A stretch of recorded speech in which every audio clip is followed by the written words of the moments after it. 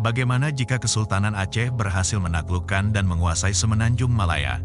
Kesultanan Aceh Darussalam, yang terletak di ujung utara Sumatera, merupakan salah satu kerajaan Islam terkuat di Asia Tenggara pada abad ke-16 dan 17. Di bawah kepemimpinan Sultan Iskandar Muda, Aceh tumbuh menjadi kekuatan maritim dan militer yang besar, dengan ambisi untuk memperluas pengaruhnya hingga ke semenanjung Malaya. Pada awal abad ke-17, Aceh berada di puncak kejayaannya, berhasil mengalahkan berbagai kerajaan lokal di Sumatera.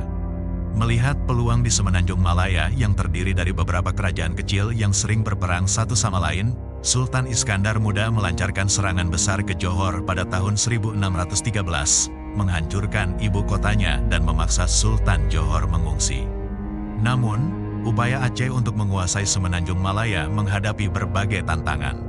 Perlawanan sengit dari kerajaan-kerajaan setempat dan kehadiran Portugis di Melaka membuat situasi semakin rumit. Meskipun Aceh memiliki kekuatan militer yang besar, mereka tidak berhasil menaklukkan seluruh semenanjung Malaya. Tapi, apa yang akan terjadi jika sejarah berjalan berbeda? Bagaimana jika Kesultanan Aceh berhasil menaklukkan dan menguasai seluruh semenanjung Malaya? Sebelum kita mengeksplorasi beberapa skenario yang ada, jangan lupa untuk like video ini dan subscribe agar kamu tidak ketinggalan eksplorasi sejarah lainnya. Bayangkan jika Aceh berhasil menaklukkan Malaka dan menguasai Selat Malaka yang strategis. Apa yang akan terjadi pada peta perdagangan dunia? Setelah kemenangan di semenanjung Malaya, Kesultanan Aceh akan mengalihkan fokus pada kota pelabuhan penting, Malaka. Menguasai Malaka berarti mengendalikan Selat Malaka, jalur perdagangan utama antara timur dan barat. Dengan ini, Aceh tidak hanya mendominasi perdagangan rempah-rempah tetapi juga semua komoditas yang melewati selat tersebut. Dominasi Aceh di Selat Malaka mengubah dinamika perdagangan internasional. Mereka memonopoli perdagangan rempah-rempah, memperkaya kerajaan dengan kekayaan melimpah. Dengan kekuatan ekonomi yang baru, Aceh mungkin akan memperluas pengaruhnya ke seluruh Asia Tenggara, menggantikan peran Malaka sebagai pusat perdagangan utama. Aceh mungkin akan menjalin hubungan diplomatik dan perdagangan dengan kerajaan dari Eropa dan Timur Tengah. Monopoli perdagangan ini tidak hanya memperkuat ekonomi Aceh, tetapi juga menciptakan stabilitas politik di Asia Tenggara pada masa itu. Apa yang terjadi jika dominasi Aceh di semenanjung Malaya mengundang perhatian dari kekuatan besar seperti Kekaisaran Mughal dan Dinasti Ming? Keberhasilan Aceh menguasai Malaka tidak hanya membuat mereka kaya raya, tetapi juga menarik akan perhatian dari dua kekuatan besar Asia, Kekaisaran Mughal di India dan Dinasti Ming di Tiongkok. Kedua kekaisaran ini melihat dominasi Aceh sebagai ancaman bagi kepentingan mereka di kawasan ini. Persaingan memanas dan tak terelakkan, konflik militer pun pecah. Aceh harus memperkuat pertahanan dan mencari aliansi untuk melawan ancaman ini.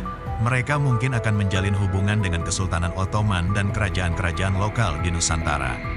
Pertukaran budaya dan teknologi antara Aceh dan kekuatan-kekuatan besar ini akan memberikan mereka teknologi militer dan budaya yang maju. Melalui perjuangan yang berat dan diplomasi yang cerdas, Aceh akan berhasil mempertahankan kekuasaannya. Bayangkan bagaimana sejarah akan berubah jika dominasi Aceh di semenanjung Malaya mempercepat intervensi kolonial Eropa di Asia Tenggara.